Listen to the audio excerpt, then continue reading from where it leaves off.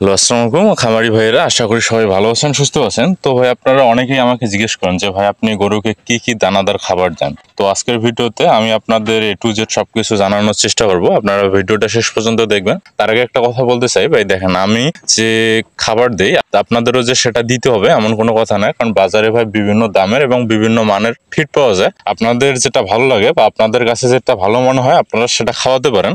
আর হচ্ছে একটা কথা ভাই, দেখেন আমি সাধারণত ভাই গরুকে ফিড খাওয়াই না, আমি ভুসি খাওয়াই। হচ্ছে আমি ভুসি যেটা ব্যবহার করি ভাই, এর মধ্যে দেখা যায় যে গমের ভুসি, ডালের ভুসি সবগুলো মিক্স থাকে। একটা হচ্ছে আপনার কৃষিবিদ হাই প্রফিট, এটা হচ্ছে আপনার 1020 টাকা 25 কেজি বস্তার দাম। আর একটা যেটা আমি খাই এটা হচ্ছে প্যারাগনের ভাই অ্যান্টিবায়োটিক ও হরমোন মুক্ত, এর মধ্যে আপনার সবকিছু থাকে।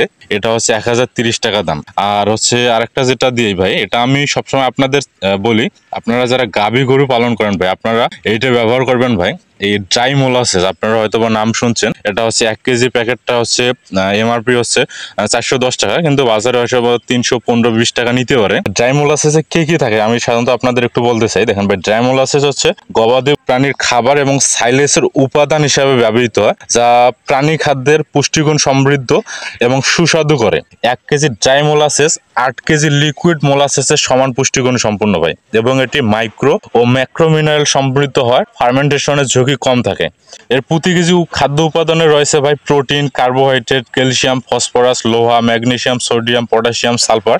এটা একদম চাপাতির মতো কালার এবং ঘ্রাণটা খুবই সুন্দর। এর উপকারিতাগুলো যদি আমি আপনাদের একটু বলি যে ভাই দেখেন, ড্রাই মোলাসেসে রুমেন উপকারী মাইক্রোভিরিয়াল এর সংখ্যা বৃদ্ধি করে। তারপর হচ্ছে আপনার দুধে প্রোটিন এবং ফ্যাটের পরিমাণ বৃদ্ধি করে এবং মিনারেল এর ঘাটতি পূরণ করে, এনার্জি বৃদ্ধি করে, রুচি বাড়ায়, রোগ প্রতিরোধ ক্ষমতা বৃদ্ধি করে। তারপর হচ্ছে ভিটামিন A, D, E সমৃদ্ধ, কম খরচে বেশি উৎপাদন নিশ্চিত করে।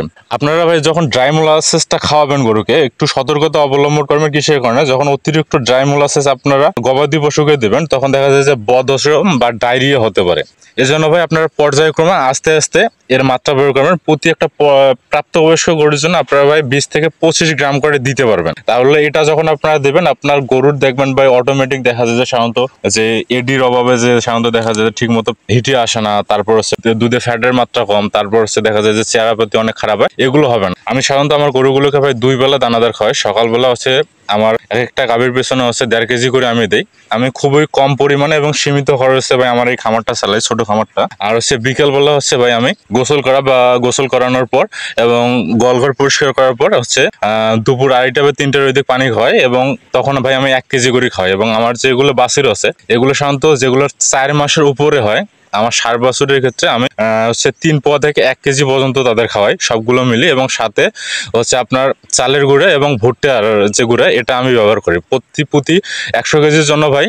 আমি দেখা যায় যে আমার 70% এগুলোর সঙ্গে ভুসির সঙ্গে থাকে হচ্ছে আপনার চালের গুঁড়া এবং 30% থাকে ভাই হচ্ছে আপনার ভুট্টার গুঁড়া। এগুলো যখন আপনি দেবেন ভাই, আপনার যদি ঘাস একটু কমও থাকে ভাই, আপনার গরুর চেহারা কখনো খারাপ হবে না এবং উৎপাদন কখনো কমবে না।